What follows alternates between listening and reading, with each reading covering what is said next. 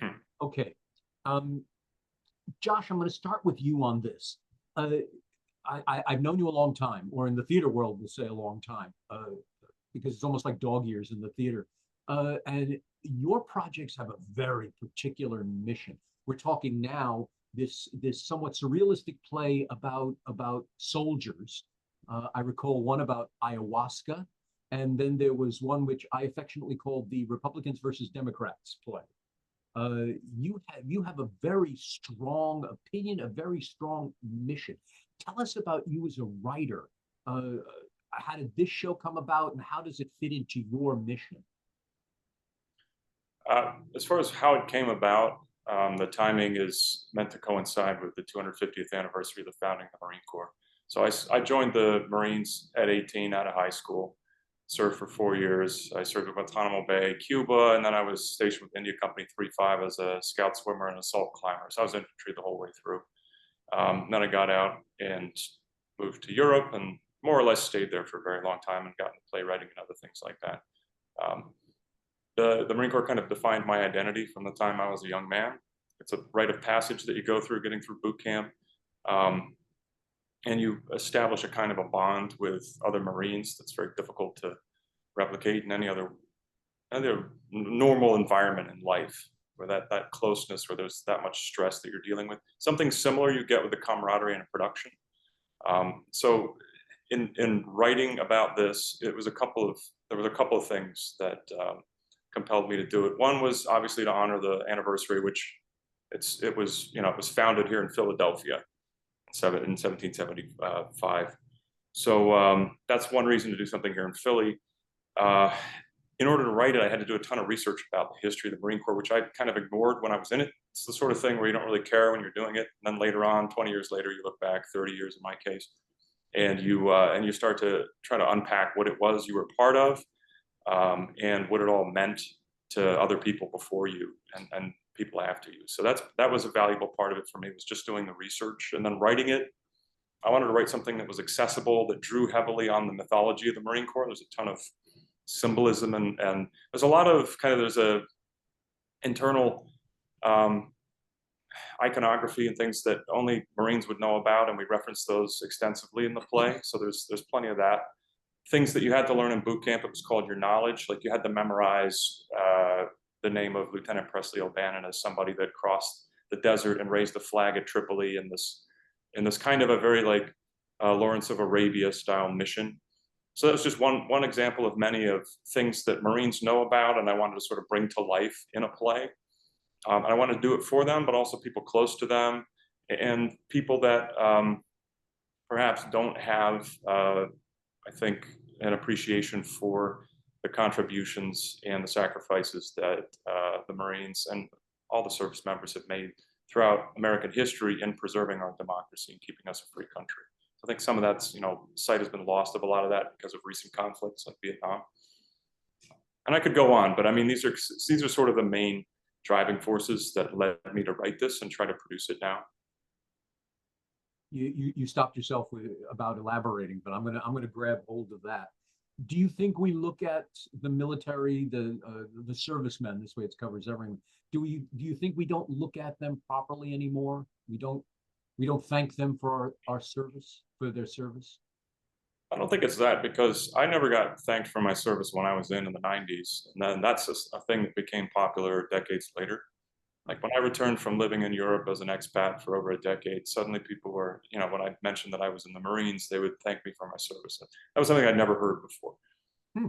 But I think it's only one side of the political spectrum that does that. So I think we've kind of become divided, where there's one side that is highly suspicious and critical of the military and its role in political affairs, and also what military training and experience does to a human being. And then on the other side, there's almost an exaggerated respect and an overlooking of some of the negative aspects of it. So in this play too, I try to create a balanced view. I show how in some ways the need to train Marines in a way that makes them tough and able to withstand torture and combat and horrific conditions is emotionally damaging ultimately, because it makes you, first of all, it's about breaking down your individuality and making you feel like you need to be a part of a unit. It's about making you follow orders, instantly and willingly. So these things are necessary in order to win wars, and that is the ultimate purpose of the military.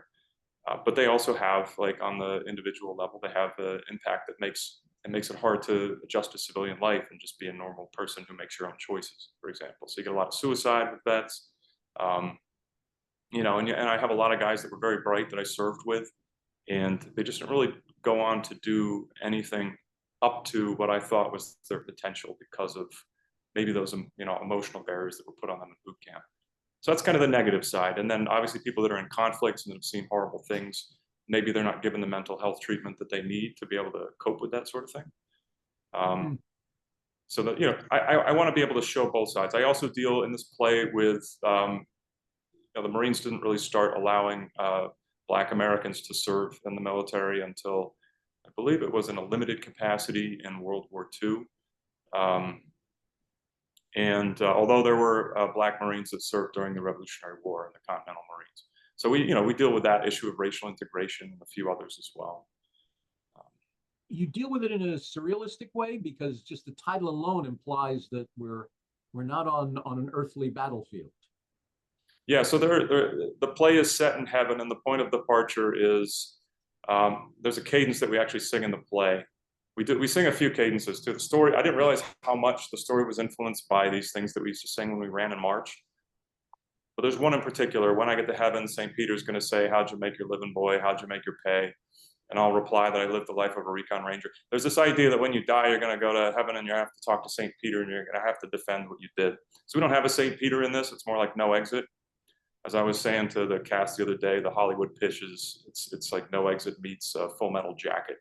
That's kind of the story we're telling here. So it's a bunch of Marine, where hell is other Marines. And so they get to these pearly gates, which we represent just in the form of a shadow of the gates projected on the stage. And they have to kind of come to terms with, each one has a different reaction. Either one believes immediately that, yeah, I'm dead and this is where we are. Another one still thinks he's hunting Seminole in a swamp in Florida during the Second Seminole War, and so on. So yeah, there's a surreal element to it, in that I'm not seriously suggesting that these Marines are all in this situation. It's more of a, I guess it's more of an allegory. And the visuals that we use, I came up with this way of projecting shadows all over the stage in a way that corresponds with the actual layout of the stage. So I painted the theater green a couple weeks ago, and then we have all of these dream sequences, or flashbacks actually, that the live actors perform in, and then I chroma key out the backgrounds, and then we project those as shadows on the stage. So we have live actors interacting with a shadow figure. And it's a very trippy effect that really almost makes you wonder if there's not somebody there, because you're seeing their shadow but not them. It's projected on black too, so it almost looks like a hologram, like there might be somebody standing. I feel like Toger should get to say a few things too. I could go on. Oh, he certainly is. I'm going to grab him in a second. I was fascinated by your production scheme here. It was pretty wild, and quite innovative. So I give you a lot of respect for that. You had mentioned no exit, and Toger, that's how I know you, as you were the director of No Exit. So the surrealistic aspect of this probably fits very well with your wheelhouse. How about the military? Were you a military person? No. The closest association is one of my uncles, one of my mom's older brothers, did serve in the Navy. I'm pretty sure it was. He was stationed at Brooklyn Navy Yard 60 or so years ago, I think it was, however briefly. And then actually his grandson, so I think that would technically be one of my second cousins, is currently, as far as I know, in ROTC at university. But that's really as close as it gets. And actually on the flip side, in a little bit younger days for me, at least circa the age of 30, that was right when the invasion of Iraq, for the second Iraq War, was looming, and I got for that sort of winter of 2002 to 2003 anyway. I got, at least from an active physical sense, pretty well involved in kind of an anti-war grassroots movement, for lack of a better term. Found myself in police custody for 30 or so hours back in February of '03, outside of whoever, in the wake of whoever remembers it, the massive anti-war protest that was meant to be outside the UN in New York. And it was like the day before Valentine's Day in 2003. But yeah, that's kind of my origin story when it comes to a regard for the military and everything. It's not much of one. Been knowing and working with Josh for, it's coming up on 6 years now. And obviously given, his sort of occupational and professional history with that, as he's described, I've come to, my perspective has come to broaden in some respects. And also, I think just kind of a product of the times that we're in, where everything is revealed to be not necessarily quite as simple or as soundbitey as it was previously portrayed or attempted to be portrayed. I think it's fair to say, a more nuanced regard for all of that. But in terms of, again, actual technical connection, there's not much to speak of. Just one brief correction: I did not direct No Exit. I co-produced it with Alice Camerata, who was the director. I forgot. He also played Steuben, the Baron von Steuben, and I did a play about Valley Forge in the first year that I opened the theater. So he did a lot of screaming in German. It was pretty hilarious. It's very, no, so he's very, what's that? Nothing wrong with screaming in German. Yeah, I mean, it's a language that was Meant to be meant to be screamed. Thank you. Thank you. You said it. Thank you. Yeah. Then you're the perfect person for me to ask, how did this play influence you in terms of the military? You make the statement that you were arrested, the whole works, because of protesting, and here you are in a military play. How did it change your mind? What in this play changed your mind? I don't know that my mind has been changed much or at all currently, like in the process of working on this play. I think, as I referenced before, it more has, whatever kind of evolution that I've experienced or paradigm shift or whatever, I think it's something that has occurred over a longer period of time. Coming into this project, I mean, for one thing, I'm literally playing a different character now than I was originally cast as. I'm in a more substantial role as an actor than I was originally.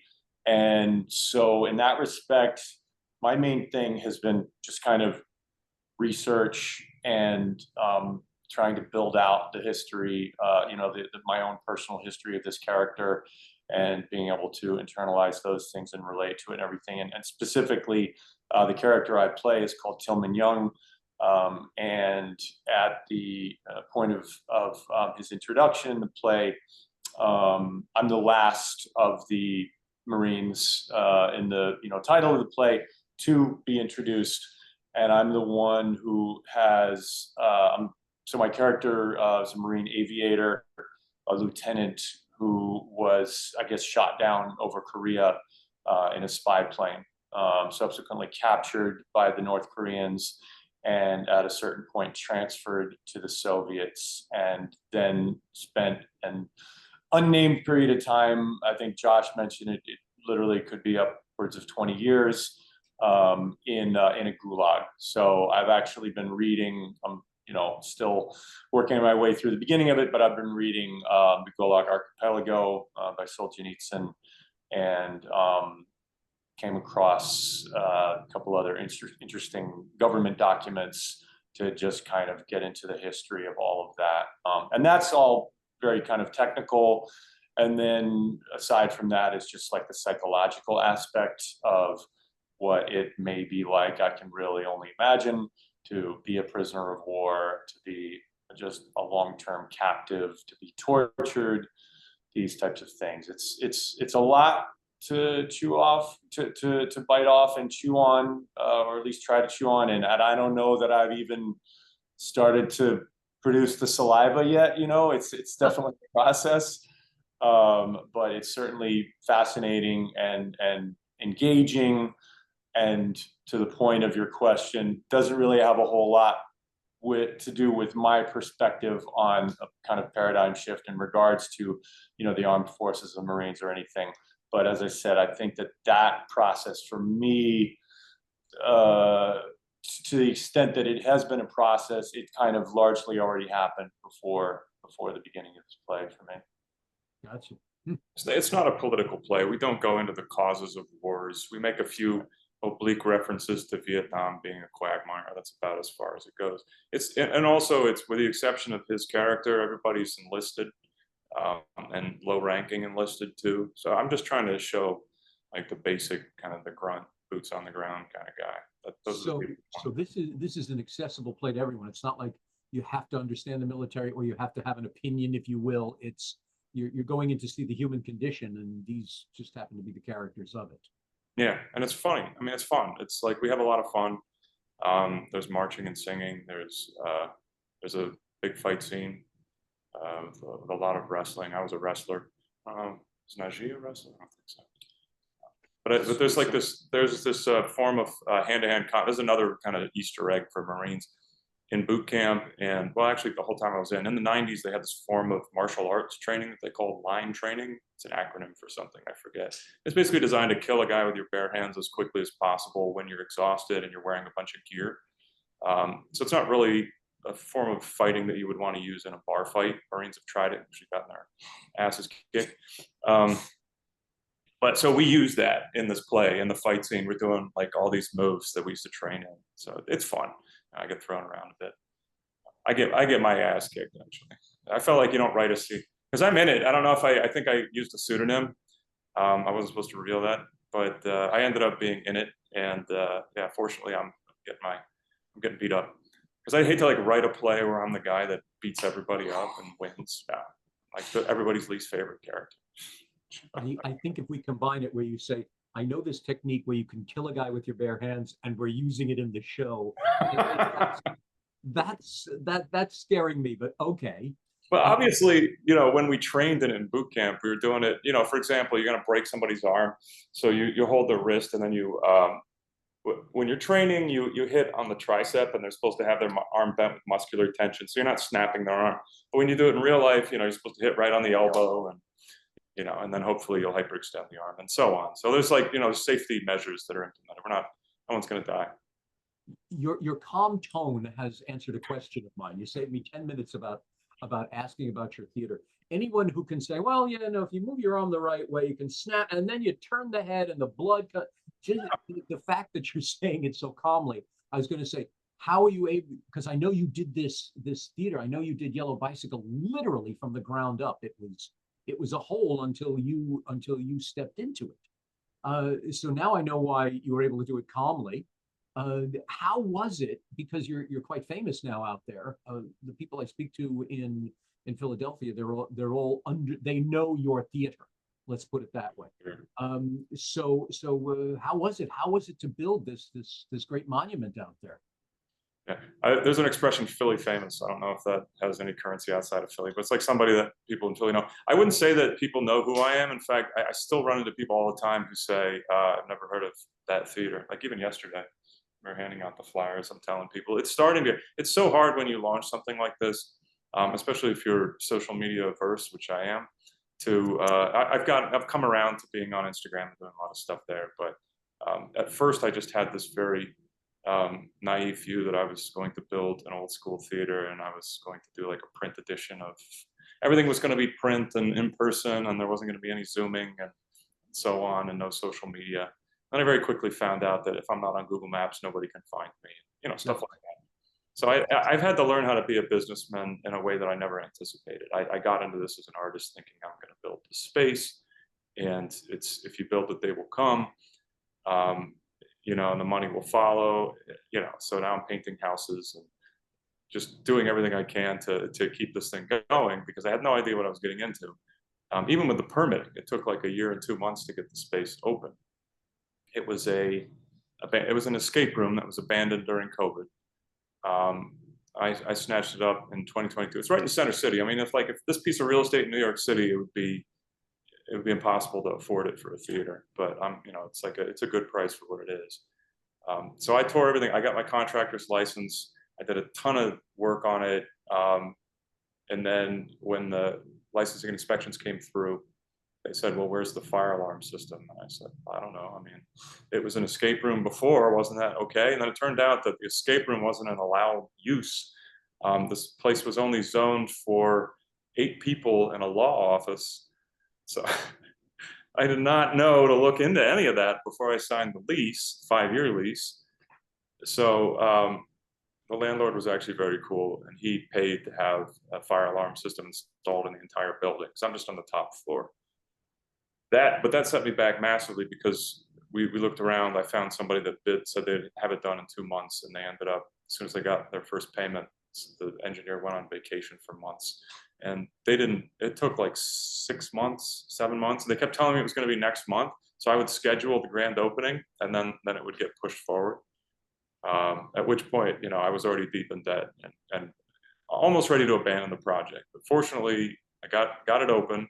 And then through a series of Sisyphean struggles, I managed to keep it going now since opening, it's been almost 2.5 years. Just doing everything I can. I do some, like I was saying, handyman and construction type work, painting. I rent the theater out. That's starting to grow. I'm starting to realize that the best way to finance this space is through corporate events. So I have people that want to do a whole day team meeting, for example. They'll come in, they'll serve breakfast and lunch catered. They'll do presentations in the theater, and they're telling me they love it because in a normal, like a hotel type environment, it's tables and chairs and everybody's on their laptop, not paying any attention. But when you're presenting and you've got a nice big screen and you're in a theater, people are in theater seats, there's just much more focus on the performer. So I'm just starting to find that out because I did it on Peerspace and Gigster starting last year. So these people have been reaching out to me that I would have never sought out before. And now I'm going to kind of pivot and target that as a way of kind of bankrolling the theater itself and productions that we do in the future. So it's been a business. Oh, and also I should just mention credit to Vet to CEO is a nonprofit. It's a free program for veterans that are running their own small businesses. And there was one other program that I did, like a 6-week online course about business. And the first thing they said was, whatever you do, don't borrow money to start your business, and don't do your passion project. Do something. So basically, everything that I did was the wrong thing to do because I built a theater instead of an actual money-making business. But I'm figuring it out, and like all those courses have helped a lot. And I've gained a lot of construction skills with marketing, skills with dealing with licensing and inspections, things I would have never learned. And it's been an exciting journey. So you're ground zero, pardon the dark pun, of all of this. It's your desk where all of this comes. You're Harry Truman. The buck is stopping with you. Now, for all of that you're doing wrong, it seems to be you're doing it right. You have some very amazing plays that have come out of there. Like I said, the few that I know of, like I call the Democrat versus Republican play. I know that was the House Divided. Then you had the ayahuasca play, and now you have this really powerful piece about the military. I'm asking you both because Thurger, you're here and you did No Exit as well. So you're part of the Brain Trust. And for what it's worth, sorry to interrupt you, Jay, but for what it's worth, also, what you had been thinking of with me directing was that I ended up directing the New York premiere of A House Divided. Right. That's why. This past spring at the New Box, and what else was I going to say? I can't remember. I lost my train of thought, but there was my goodness. I knew you were in the director's chair somewhere, but my old brain doesn't allow me to put it all together quickly. What's the mission? Is there a mission? Is there the message in The Yellow Bicycle? It's not just a theater. I can't believe it's just, okay, go rent the theater, we're doing plays. What's the mission? What's in there? What's the heart? The mission for me is to bring, because I'm to the right on the political spectrum, not far right or anything like that, but coming from the background that I do, former Marine, I was raised in a Christian family. I'm not currently religious, but I have a lot of sympathy for the background that sort of produced me and my ideas and my ability to sort of make things happen and have faith in that things will work out, so on. There's a lot that I owe to that upbringing. So my mission has always been, I feel like what happens in the theater world in particular, in the arts in general, but maybe more so in theater than almost any other area of the arts, that it's so completely dominated by one side politically. So I'm not so interested in doing political theater. You talk about Republicans versus Democrats play. The whole point of that play was to kind of get people on both sides to come to the show and then have a Q&A afterwards. We could talk about what went on during COVID, what, you know, BLM, pluses and minuses, like what were the things that went wrong with that movement? What were the things that were right about it? So on. We went into trans rights. So you got a kid that wants to transition, you know, are there limits to how much you want to encourage that? Are there limits to the age that you should allow it to take place at, and so on? Can we discuss these things at all? So all those issues get brought up in this play, and the idea was to do a Q&A. Unfortunately, I mean, I timed it to coincide with the election, but unfortunately, right before we opened, unfortunately for most of the people that were going to come and see the show, Trump won, and most of the cast as well. Trump won the election, and it cast a real long shadow over the play, and it made it almost impossible to do a constructive Q&A because everyone on the left side was so completely pissed off that they didn't just want to talk about anything. That made it difficult. But then another thing we did was a couple of years ago, because as you know, I used to write, when I lived in New York, I used to write a lot of criticism. I did long form reviews of a lot of plays under pseudonyms, reviews from underground.com. It was this thing I set up. We did a print edition. It was a whole thing that was really starting to take off, and then COVID hit. But I still get requests for reviews from people. And one interesting email I got 3 years ago was about Frigid Festival canceling a show called Poems on Gender by so it was a piece of slam poetry that had been done at Edinburgh and a couple other festivals in the UK. Poet's elderly, he's a gay man and a Marxist or communist. I'm not sure how far to the left he went, but he wrote, there's some things in there that are critical of child gender. You know, I think his main criticism was the idea that transitioning should be the very first reaction that you have when a child presents with identity issues or something like that. So it was a very mild version of criticism of trans ideology.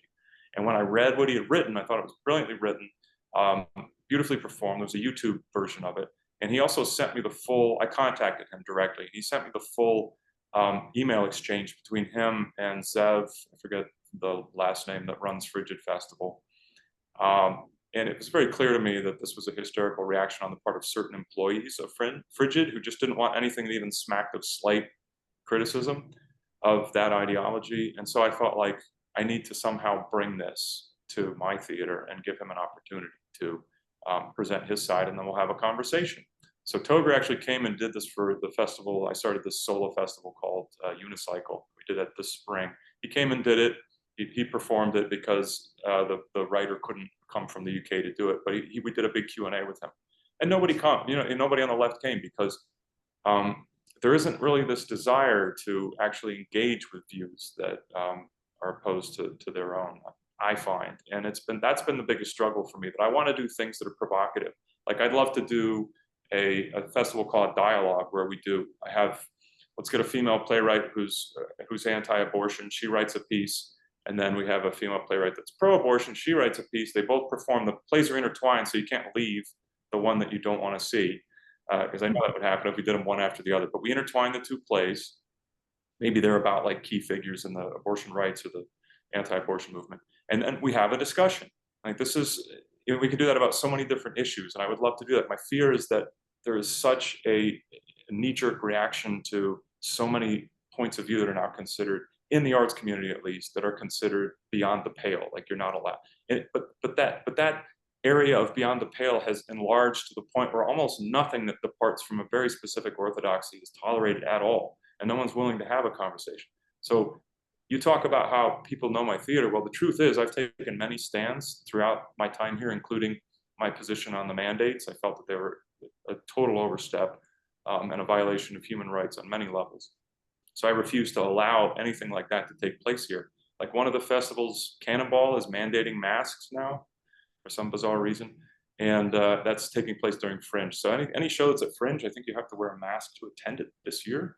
I have a no mask policy or a It's no at mask that venue mandate specifically, policy. If right? you want to wear one, that's fine, but I'm not allowing people to rent it if they're going to require everyone to wear masks. So that's just an example of the kind of thing that I do, almost to be a provocateur, because nobody has the courage to say no to anything anymore. So when I built my own space, I decided I'm going to say no to all these things that have been bugging me, and that a lot of people secretly didn't like, but they went along with because they were afraid to rock the boat, afraid not to get cast in things, and afraid not to be able to work again. I don't give a shit about any of that. I make my own opportunities, I build my own theater, I do my own shows.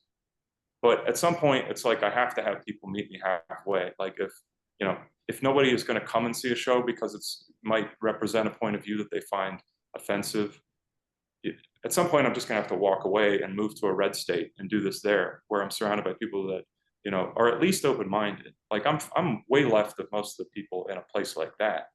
And I'm always pushing buttons, even for conservatives, when I do a show that has conservative content. But at some point, it's like my mission. I know if this is the longest-winded answer I've ever given to a simple question. What is my mission? It should be a one-sentence statement. My mission is to bridge the divide between the left and right, and to create art and to foster art that brings people together and lets them see past their own emotional knee-jerk reactions to things, and helps them see the other side so that they can maybe enlarge their own views. And I'm not necessarily trying to change minds about anything. Like if you think masks help, wear one.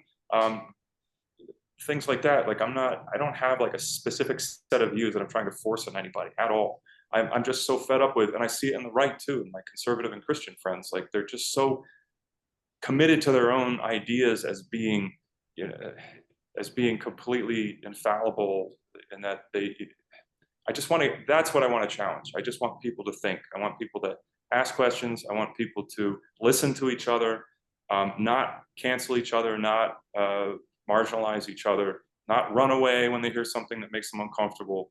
This is not a safe space. I want the opposite of a safe space. I want people to come here and feel challenged, and theater should be dangerous. It should be, and so on. Like these are the things I want. I want the opposite of what the theater world is now. It's a very safe, controlled environment where only certain ideas are allowed, and that's the death of art. It creates this echo chamber of laziness. Like what happens to your brain if you never challenge it with weights, with ideas that are heavy and that you can't immediately counter with your own preconceived notions? Your brain grows when you get that stuff, but if you don't have that, you atrophy. And I just see there's so much mental atrophy in the arts community because of that. They produce this stuff that's only for them, and it's just it's painful. It's cringy. Thank you. Thank you. Thank you. I bite my tongue so many times on social media where I see someone say, I feel that, and if you don't believe me, just unfriend me. What good is that going to do to alienate people? Ironically, I've seen the opposite. I've had colleagues who said, well, I don't believe in this, and I don't know why they did this. And sure enough, there's dozens of people who write and say, I agree with you. I agree. Wish someone would say something. It becomes a catharsis. Your theater is a catharsis. It's for all of us who sit here and who are afraid to say, we agree with you or we disagree with you, and have an open dialogue. You've finally given us, I hate to say, a safe space to talk about what's going on in the world, because no one wants to do that. You're absolutely right. And now that, well, you've totally answered my question. As I look back on the plays that you've done, I see that completely in all of them. It's a chance for people to sit there and speak their minds, because they're watching, like Shakespeare wrote in Hamlet, a guilty creature sitting in a play, and it talks about them going through some sort of turmoil in their soul. You're giving us guilty creatures that chance to sit in the play and really feel. And just by the way you passionately said it, I can see it definitely means something. It also shows me, yes, if you can go through wars and things like that, of course, to build a theater, it's a romp in the park. Let's talk about the ultimate war. Coming back to New York? Well, maybe the show? The long term with this show, I doubt it. This is more of a show that would tour in places like, I think somebody has a connection at the Naval Academy. I could see it going to places where there's a military base, maybe Orange County, California. I was stationed out in Pendleton, something like that. I could see it going there. I want to get back to New York because that's really the best place to do theater, for many reasons. Foremost being just the pool of actors that you have access. There's so much talent there. Toger being a case in point, like I have to import this guy from New York to get a good cast sometimes, and it's I didn't know rough that. for I him. didn't know you were a New Yorker. I thought you were Philly famous. Live in Spanish Harlem, my friend. Oh, wow. Okay. Oh, he's been there forever. Yeah, we met doing the Journey in New York City right before COVID at the Tank. He played the Great Dane, the giant man, the giant dog suit figure who takes ayahuasca and becomes Tom Petty. Yeah. I have a feeling that you're like that special character there at Yellow Bicycle. That okay, who can play the headless zombie? Who can play in the dog suit? Where? Very funny. Well, there's always work. There's always work. Yeah, he had to step in and play a shadow, one of the video shadow characters. He played Captain Mullen, who was like the very first Marine Corps recruiter in Philadelphia at Tun Tavern. So he just showed. I called him 2 days ago. I'm like, hey man, we need to reshoot this thing. Can you do it? And he shows up and he's got like the knickers, and he did like a full John Cleese. It was hilarious. I went into full twit mode, as I said to Josh yesterday. It was great. It was great. Just these early, pre-Americans anyway, before the nation was actually christened. I assume a lot of them had English accents. So yeah, I did a semi-John Cleese, as he said. You remind me of a friend I had many years ago. He made a living as an extra, and he had a closet that just went on for days. So if someone called up and said, "Hi, we're doing a funeral scene. Okay, let me get my black suit. Okay, oh, wait a minute, I got my running suit here. Okay," and he had everything from dog suits to dresses to whatever it was, so he could just step into anything. So you're the next man of 1,000 faces. That's great. I do still have the dog suit, which Josh just asked. Working on the rest, my wardrobe, my official wardrobe department is still it still mostly fits in a trunk, as opposed to a walk-in closet or anything like that. But working on the rest. But yeah, it's good to be ready. And it's fun. It's also just fun. I'm maybe a little bit of a pack rat by nature, and then this sort of just enhances that, where it's like, oh, this weird thing that I just had to acquire for such and such project, like that, I could see that going to use, somewhere down the line, or even just like mundane mundane objects in day-to-day life. All of a sudden it becomes the answer to whatever little practical problem was just presented. Old cell phones, old mouse, old laptop, like we've all used all that stuff. I'm always like, yeah, I'll bet you have one, don't you? I forgot to answer your question. I got sidetracked. You were asking if I'm coming to New York. So I just want to share my grandiose vision for Yellow Bicycle, which is the idea that I had here was to do something like WeWork. Is that WeWork? Sounds right, yeah. So the idea was to create a kind of a franchisable smart theater model. I wired this theater with smart plugs and coded this stuff that makes things kind of turn on automatically when you click a shortcut everything runs off of a Mac Mini. So tech, lights, sound, and video all runs off the Mac Mini, and camera, so you can live stream. You can set up everything to live stream and run a show in about 30 seconds, just by clicking a couple of shortcuts on the Mac. So, and you can let yourself in with like the smart lock. It's not ideal, the lock, I'm working on that. But the idea is just to create this sort of,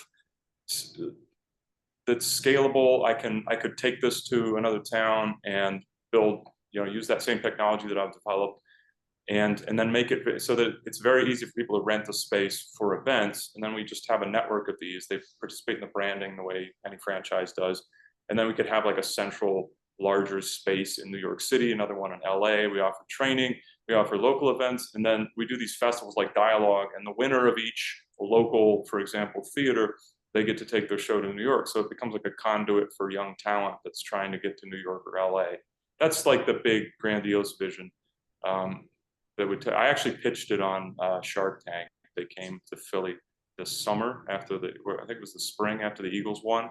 So I went and pitched smart theater to one of their executives. Never heard back because it's theater. It's not a great investment. Yeah. But this could work. I mean, it's a matter of fine tuning the mission, showing sales is huge if you're trying to get investors, and I'm still just kind of struggling and doing day jobs to keep it going. But I think if I manage to target corporate renters the way I have in mind, and I also just built a bar in there. I don't have a liquor license yet. It's like Pennsylvania is very difficult when it comes to booze. They make everything hard. It's like 200 grand if you want a liquor license. So I'm trying to piggyback on like a local brewer. They have like a storage license I can use. If I pull that off, then we can start doing events like open mics where you can buy alcohol, and then it becomes like an actual business. So I'm working on that. Once I get past that stage, I got 2 more years on the lease. I'd love to bring this concept to New York City because I think it would do really well there. Count on me for anything you need. I've been a fan since way back, and your vision is marvelous, and you have passion in what you're doing, and I give you a lot of credit. And anything I can do to help, please feel free. I come from corporate America, so let me use some of that sellout power that I have to help you in any way.